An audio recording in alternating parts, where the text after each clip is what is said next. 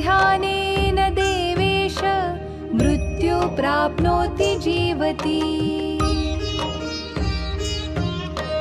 वन्दे ईशानदेवाय नमस्तस्मै पिनाकिने आदिमध्यान्तरूपाय मृत्युनाशं करोतु मे।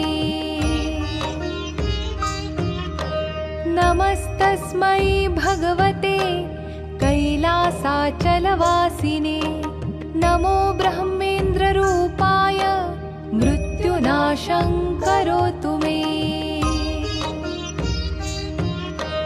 त्र्यम्बकाय नमस्तुभ्यं पञ्चस्याय नमो नमः। नमो दोर्दण्डचापाय मम मृत्युं विनाशय। नमोर्धेन्दुस्वरूपाय नमो दिग्वसनाय च नमो भक्तार्तिहन्त्रे च मम मृत्युं विनाशय।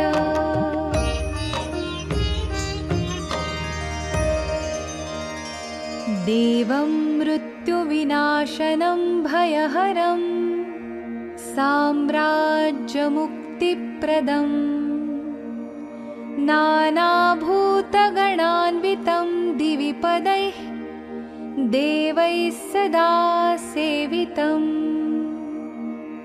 अज्ञानान्धकनाशनं शुभकरं विद्यासुसौख्यप्रदम्।